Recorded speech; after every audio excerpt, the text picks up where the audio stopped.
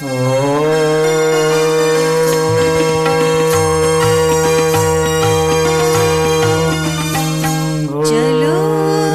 गुरुदेव के सपने सजाने की शपथ ले। चलो भर्गो देवस्य धीमहि धियो यो नः प्रचोदयात्।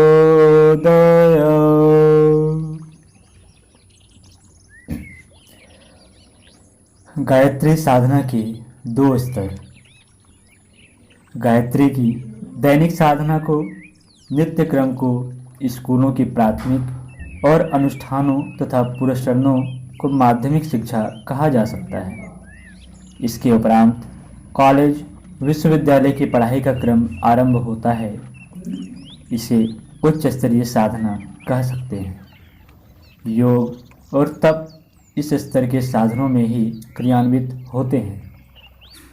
योग में जीव चेतना को ब्रह्म चेतना से जोड़ने के लिए स्वाध्याय एवं मनन से लेकर ध्यान धारणा तक के अवलंबन अपने मन स्थिति के अनुरूप अपनाने पड़ते हैं। विचारना, भावना एवं आस्था की प्रगाढ़ प्रतिष्ठापना इसी आधार पर संभव होती है। आत्मिक प्रगति के लिए प्रचलित अनेकानेक उपायों और विधानों में गायत्री विद्या अनुपम है। भारतीय तत्ववेत्ताओं और आत्मविज्ञानियों ने प्रधानतः इसी का अवलंबन लिया है और सर्वसाधारण को इसी आधार को अपनाने का निर्देश दिया है। भारतीय धर्म के दो प्रतीक हैं, शिखा और यज्ञोपवीत। दोनों को गायत्री की ऐसी प्रतिमाएं कहा जा सकता है जिनके प्रतीक धारण को अनिवार्य धर्म चिन्ह बताया गया है। मस्तिष्क दुर्ग के सर्वोच्च शिखर पर गायत्री रूपी विवेकशीलता की ज्ञान ध्वजा ही शिखा के रूप में प्रतिष्ठापित की जाती रही है। यज्ञोपवीत में गायत्री का कर्म पक्ष यज्ञ का संकेत है। उसकी 3 लड़ें, गायत्री के 3 चरण और 9 धागे इस महामंत्र के 9 शब्द कहे गए हैं। उपासना में संध्या वंदन नित्य कर्म है। वह गायत्री के बिना संपन्न नहीं होता।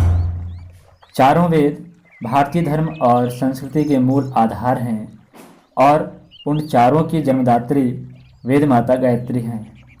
वेदों की व्याख्या अन्यान्य शास्त्र पुराणों में हुई है। इस प्रकार आर्ष वाङ्मय के सारे कलेवर को ही गायत्रीमय कहा जा सकता है। गायत्री और भारतीय धर्म संस्कृति को बीज और वृक्ष की उपमा दी जा सकती है। यह सर्वसाधारण के लिए, भारतीय संस्कृति और विश्व मानवता के प्रत्येक अनुयायी के लिए उपयोगी प्रयोग सिद्ध हुआ है। गायत्री के 24 अक्षरों में बीज रूप में भारतीय तत्वज्ञान के समस्त सूत्र सन्निहित हैं। इस महामंत्र के विविध साधना उपचारों में तपश्चर्या को श्रेष्ठतम आधार कहा जा सकता है। उनमें बाल वृद्ध, रोगी निरोगी, नर नारी, शिक्षित अशिक्षित सभी के लिए छोटे बड़े प्रयोग मौजूद हैं। सरल से सरल और कठिन से कठिन ऐसे विधानों का उल्लेख है जिन्हें हर स्थिति का व्यक्ति अपनी अपनी स्थिति एवं पात्रता के अनुरूप अपना सकता है। उच्च स्तरीय गायत्री साधना उपासना के 2 पक्ष हैं, एक गायत्री, दूसरी सावित्री अथवा कुंडलिनी। गायत्री की प्रतिमाओं में 5 मुख चित्रित किए गए हैं। ये मानवीय चेतना के 5 आवरण हैं जिनके उतरते चलने पर आत्मा का असली रूप प्रकट होता है। इन्हें 5 कोष अथवा 5 खजाने भी कह सकते हैं। अंतः चेतना में एक से एक बड़ी चढ़ी विभूतियाँ प्रसुप्त अविज्ञात स्थिति में छिपी पड़ी हैं। इन्हें जगाने पर अंतर जगत के 5 देवता जग पड़ते हैं और उनकी विशेषताओं के कारण मानवीय सत्ता देवोपम स्तर पर पहुँची हुई जगमगाती हुई दृष्टिगोचर होने लगती है। चेतना में विभिन्न प्रकार की उमंगें उत्पन्न करने का कार्य प्राण, अपान, समान, उदान व व्यान ये 5 प्राण करते हैं। इन्हें 5 कोश कहा जाता है। शरीर 5 तत्व देवताओं के समन्वय से बना है। अग्नि, वरुण, वायु, अनल और पृथ्वी, ये 5 तत्व अर्थात 5 देवता ही कायकलेवर का और सृष्टि के बिखरे पड़े दृश्यमान पदार्थों व अदृश्य प्रवाहों का संचालन करते हैं। समर्थ चेतना इन्हें प्रभावित करती है। इस विज्ञान को तत्व साधना अथवा तंत्र विज्ञान कहा गया है। पंचकोश उपासना से चेतना पंचक और पदार्थ पंचक के दोनों ही क्षेत्रों में समर्थ परिष्कृत बनाने का अवसर मिलता है। सावित्री साधना यही है। इसका देवता सविता है। सावित्री और सविता का युग्म है।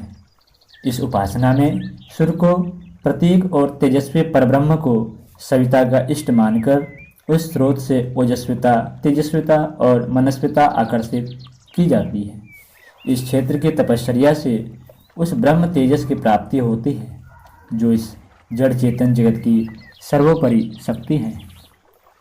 उच्चस्तरीय गायत्री उपासना की दूसरी प्रक्रिया है कुंडलिनी साधना। इसे जड़ और चेतन को परस्पर बांधे रहने वाली सूत्र श्रृंखला कह सकते हैं।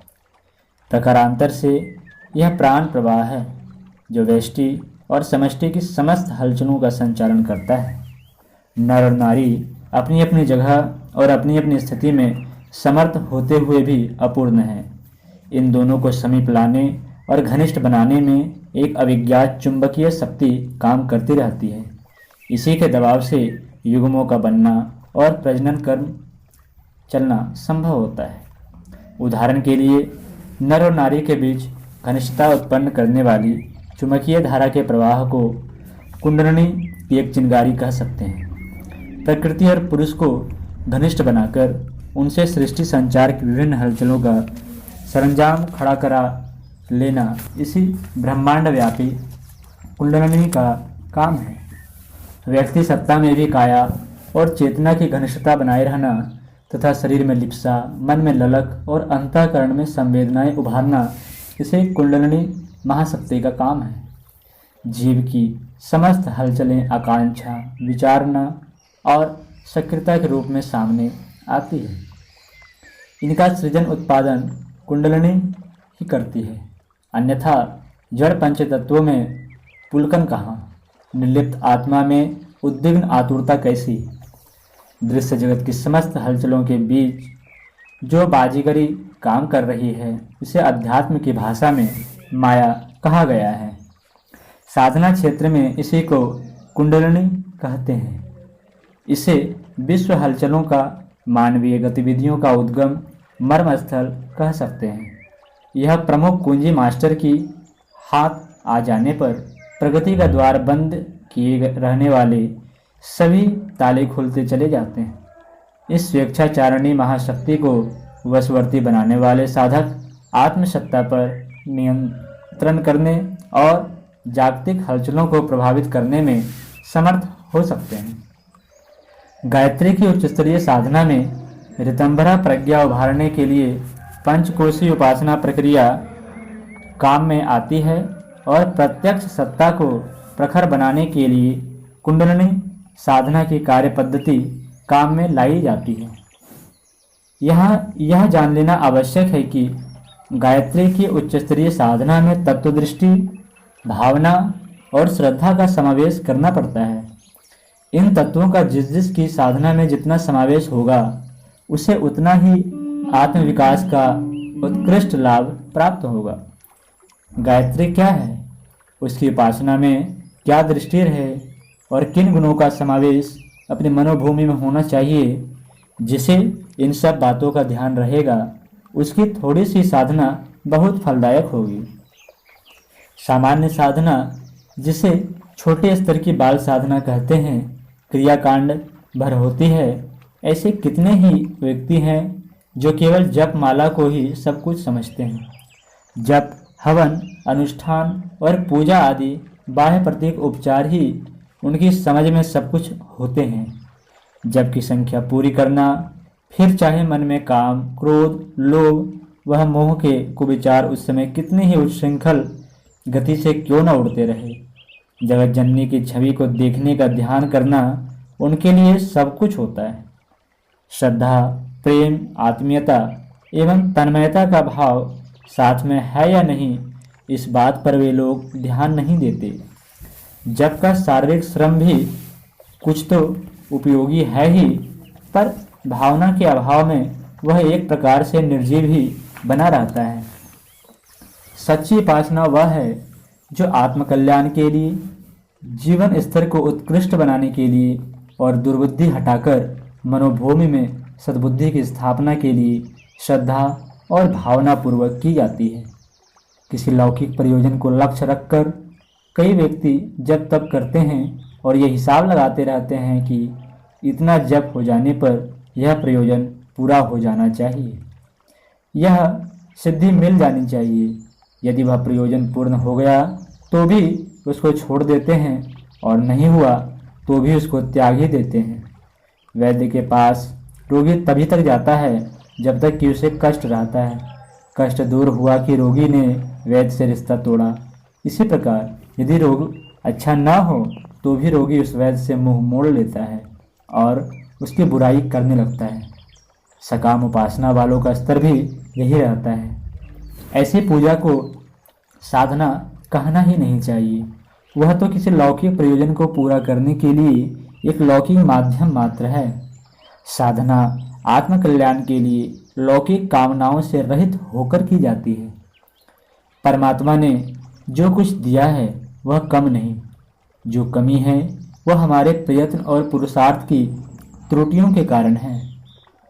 अपने गुण कर्म स्वभाव के दोषों को सुधारकर व्यक्तित्व को सुव्यवस्थित करें तो प्रत्येक उचित कामना सहज ही पूर्ण हो सकती है। अपनी त्रुटियों को ज्यों का त्यों रखा जाए, दोष और दुर्गुणों को ज्यों का त्यों रहने दिया जाए। तृष्णा और कामना का परिस्थितियों के साथ तालमेल न रखकर लंबी चौड़ी आकांक्षा करते हुए उसी पूर्ति का साधन थोड़े से पूजा पाठ को मान लिया जाए तो यह भारी भूल है। कर्म और पुरुषार्थ का उचित मूल्य चुकाने पर पात्रता के अनुरूप जो सफलताएं मिलती हैं उन्हें थोड़े से पूजा पाठ के द्वारा चुटकी बजाते प्राप्त करने का लालच किया जाए तो यह अनुचित और अनुपयुक्त बात होगी। लौकिक प्रयोजनों की पूर्ति हमें अपने गुणकर्म स्वभाव का परिष्कार करते हुए श्रम और अध्यवसाय द्वारा करनी चाहिए। ईश्वर ने हमें उन सभी क्षमताओं से पूरी तरह संपन्न करके भेजा है जिनसे अपनी आवश्यकताएं अपने बाहुबल एवं बुद्धि कौशल से सरलतापूर्वक प्राप्त कर सके। शुभ अशुभ कर्मों के फलस्वरूप सुख दुख की परिस्थितियां भी आती जाती रहती है। इन्हें धैर्यपूर्वक सहन करना चाहिए। कर्म फल का सिद्धांत अमिट है। हमारी करनी हमें ही भरनी पड़ेगी। इसके लिए ईश्वर को या किसी दूसरे को दोष देने से क्या लाभ। धैर्य और साहस पूर्वक बुरी परिस्थितियों का भी मुकाबला किया जा सकता है। अपनी न्याय व्यवस्था को बिगाड़कर ईश्वर से अपने लिए पक्षपात का व्यवहार करने की प्रार्थना करना किसी सच्चे साधक को शोभा नहीं देता। हमने पाप किया है तो उसका दंड हंसते हुए भोगने का भी साहस हम में होना चाहिए। यही मानवोचित दृष्टिकोण हो सकता है। परमात्मा से प्रार्थना करनी हो तो धैर्य, साहस, पुरुषार्थ और सद्गुणों की अभिवृद्धि की ही करनी चाहिए। वस्तुतः प्रभु किसी पर प्रसन्न होते हैं तो उसे वस्तुएं नहीं प्रेरणाएं देते हैं। चिंता और परेशानियों व अभाव और कष्टों से पार निकलने के लिए आवश्यक मार्गदर्शन प्राप्त हो जाए और उस पर चलने का साहस बन पड़े तो फिर कठिन से कठिन उलझनों को मनुष्य पार कर सकता है। इसके विपरीत यदि आकस्मिक दैवीय सहायता मिल जाए तो वह तत्काल उलझन तो दूर हो सकती है, पर क्षमता और प्रतिभा के अभाव में फिर अगले दिन वैसे ही अन्य समस्याएं आगे आ खड़ी होंगी। उल्टे दृष्टिकोण के व्यक्ति आए दिन कठिनाइयों के जंजाल में फंसे ही रहते हैं। परमात्मा का सच्चा अनुग्रह यही हो सकता है कि व्यक्ति का दृष्टिकोण सुलझा हुआ हो, समस्याओं को हल करने की हिम्मत और सूझबूझ बनी रहे। गुण कर्म स्वभाव में ऐसी संजीदगी हो कि अपने ही नहीं दूसरों की गुत्थियों को भी उस माध्यम से सरल बनाया जा सके। गायत्री उपासक को माता का ऐसा ही अनुग्रह मिलता है और वह भौतिक जीवन में सुख तथा आंतरिक क्षेत्र में शांति अनुभव करता हुआ अपने आप को हर घड़ी आनंद एवं उल्लास की स्थिति में पाता रहता है। आपत्तियों का निवारण, समस्याओं का हल और अभावों की पूर्ति के लिए आमतौर से लोग पूजा पाठ करते हैं। श्री समृद्धि और संपदा की कामना में जब तब का विधि विधान अपनाया जाता है। मनुष्य दुर्बल प्राणी है। सुख और लाभ की इच्छाओं से प्रेरित होकर वह विविध कर्म करता है। उन्हीं में से एक पूजा पाठ भी माना गया है। देवी देवताओं की शरण में लोग इसलिए जाते हैं। पूजा पाठ भी ऐसे ही किसी प्रयोजन से करते हैं। संत महात्माओं का आशीर्वाद भी इसलिए चाहते। बाल बुद्धि की स्थिति में यह भी कुछ बुरा नहीं। इसी निमित्त से सही कुछ भगवान का नाम स्मरण हो जाए तो वह भी अच्छा ही है, पर इस दृष्टि के साथ की गई उपासना को आध्यात्मिक नहीं कह सकते। वह भौतिक उद्देश्य के लिए भौतिक प्रयत्न मात्र सिद्ध होती है और उसका प्रतिफल भी छोटा सा ही बनकर रह जाता है। इसलिए इस प्रक्रिया को तत्वदर्शियों ने निम्न स्तरीय उपासना कहा है।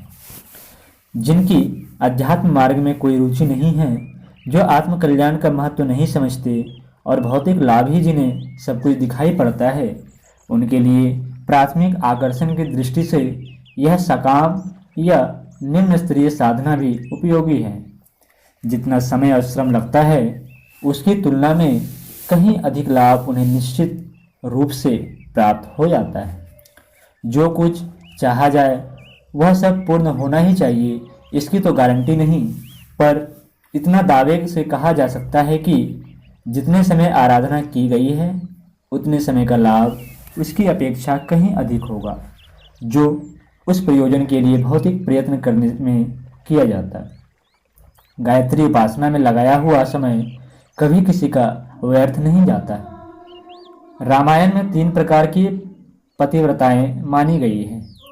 पहला, पति को सर्वतोभावेन आत्मसमर्पण करने वाली। दूसरा, पति और अन्य लोगों में उचित अंतर करके उनके साथ तदनुसार व्यवहार करने वाली। और तीसरा, दुराचार का अवसर न मिलने और दंड भय की आशंका से सदाचारणी बने रहने वाली। इन तीनों को ही यद्यपि प्रतिव्रता माना गया है, तथापि उनकी मानसिक स्थिति के कारण वे उत्तम, मध्यम व नीच इन 3 श्रेणियों में विभक्त की गई है। क्रमशः पहली से दूसरी का और दूसरी से तीसरी का स्तर नीचा है। उनकी इस साधना का प्रतिफल भी उसी स्तर के अनुसार मिलता है। इसी प्रकार गीता में 4 प्रकार के भक्त बताए गए हैं। पहला, आपत्ति आने पर उसका निवारण करने के लिए भगवान को पुकारने वाला। दूसरा, जानकारी का कुतूहल पूरा करने के लिए परमात्मा की खोजबीन करने वाला। तीसरा, सिद्धियां और विभूतियां पाने के लालच से जप तप करने वाला। और चौथा, प्रभु को प्रगति के लिए सच्ची भावना से आत्मसमर्पण करने वाले विवेकशील ज्ञानी। इन चारों का स्तर क्रमशः एक दूसरे से श्रेष्ठ है। मनोभूमि के अनुसार उपासना की श्रेष्ठता निकृष्टता नापी जाती है। यद्यपि बाहर से सभी भक्तों की पूजा उपासना एक समान दिखाई पड़ती है। 3 पतिव्रताओं और 4 भक्तों की बाह्य स्थिति में कोई अंतर नहीं होता। आचरण इन सब का समान होता है, पर अंतः स्थिति के कारण उनकी श्रेष्ठता एवं निकृष्टता का स्वरूप अलग अलग ही रहता है और उन्हें लाभ भी उसी आधार पर न्यूनाधिक प्राप्त होता है। वैश्या और पत्नी का शारीरिक आचरण एक सा होने पर भी उनकी भावनाओं के कारण प्रतिफल में भारी अंतर रहना स्वाभाविक ही है। गायत्री उपासना में भी इसी प्रकार के स्तर हैं। निम्न स्तर के साधक विपत्ति के समय माता को पुकारते हैं या कोई भौतिक लाभ प्राप्त करने के लिए दरवाजा खटखटाते हैं। उनको इच्छित समय पर इच्छित मात्रा का लाभ मिला तो अपने श्रम की सार्थकता मानकर अपनी सफलता और चतुरता पर गर्व कर लेते हैं। यदि अभिष्ट लाभ न मिला तो इष्टदेव, मार्गदर्शक तथा उपासना विज्ञान तीनों को ही भरपूर कोसते हैं और जो थोड़ा समय साधना में लग गया उस पर पश्चाताप प्रकट करते हैं। ऐसे निम्न स्तरीय साधक अपनी घटिया मनोभूमि के कारण कोई बड़ा लाभ प्राप्त नहीं कर सकते, क्योंकि घटघट वासनी महाशक्ति आखिर भावना स्तर को भी तो देखना जानती है। बाहरी कर्मकांड ही तो उसके लिए सब कुछ नहीं है। प्रभु की प्रसन्नता उच्च स्तरीय भावनाओं द्वारा ही संभव है। वे उसी से पसीजते हैं। केवट, सबरी, सुदामा, विदुर और गोपियों का साधनात्मक कर्मकांड साधारण रहने पर भी उनकी भावनाओं ने उन्हें लक्ष्य की प्राप्ति कराई, जबकि निकृष्ट उद्देश्य से साधना करने वाले मेघनाद, कुंभकर्ण, रावण, भस्मासुर और हिरण्यकश्यपु को प्राप्त अतुल वरदान भी उनके पतन में ही सहायक हुए। ईश्वर के राज्य व अध्यात्म क्षेत्र में भावना का ही सबसे बड़ा महत्व है। गायत्री उपासना की एक सी ही साधना पद्धति अपनाने वाले व्यक्तियों में से सबको एक सा ही परिणाम नहीं मिलता। कोई स्वल्प काल में ही आश्चर्यजनक सफलता प्राप्त करते हैं और कुछ को बहुत समय बीत जाने पर भी कोई प्रकाश दृष्टिगोचर नहीं होता। यह उपासना का अपना लाभ तो होता ही है, उसका परिणाम तो होना ही ठहरा, पर किस व्यक्ति को कितना लाभ मिलेगा इसका अनुमान लगाना हो तो यही जानना पड़ेगा कि उसने किस भावना, किस श्रद्धा और तन्मयता से साधना की। यह सब घटिया रहा होगा तो उसके अनुसार घटिया परिणामों की ही आशा की जा सकती है। गायत्री उपासना के महात्म्यों का शास्त्रकारों ने विशद वर्णन किया है। उसे देखते हुए प्रतीत होता है कि यह साधना पारस, कल्पवृक्ष, कामधेनु और अमृत के समान उपयोगी है। कितने ही साधकों को वैसे लाभ मिले भी हैं। उनके चरित्र और उदाहरण सामने आते हैं तो विश्वास और भी बढ़ता है। प्राचीन काल में समस्त ऋषि मुनि, रामकृष्ण और अन्य अवतार महापुरुष, ज्ञानी, मनस्वी और विचारशील व्यक्ति गायत्री उपासना ही करते रहे हैं। यही हमारी एकमात्र जातीय आराधना रही है। इसी मंत्र की शक्ति से इस देश का आध्यात्म बल बढ़ा है और हमारा इतिहास गौरवपूर्ण बना है। अभी भी ऐसे अनेक गायत्री उपासक मौजूद हैं जिनका आत्मबल एक इस गए बीते युग में भी आश्चर्यजनक कहा जा सकता है। इन तथ्यों पर विचार करने से प्रतीत होता है कि इस महामंत्र के बारे में ऋषियों और शास्त्रों ने जो कुछ कहा है वह असत्य नहीं है, पर जब अपनी निज की बात पर सोचते हैं, हमने इतने दिन, इतने घंटे, इतने हजार जप कर लिया और हमारे मनोरथ तब भी पूरे नहीं हुए तो निराशा होने लगती है। मस्तिष्क यही सोचता है कि यह महात्म्य सही होता तो हमें भी इतना लाभ क्यों न मिलता। इस दुविधा का समाधान इस प्रकार करना चाहिए कि निम्न स्तरीय क्षुद्रता के मनोभूमि में की हुई उपासना बहुत थोड़ा फल देती है, जबकि उच्च स्तरीय साधना से ही वह परिणाम प्राप्त होता है जिसके आधार पर शास्त्रों में वर्णित गायत्री महात्म्य को सत्य माना जा सके।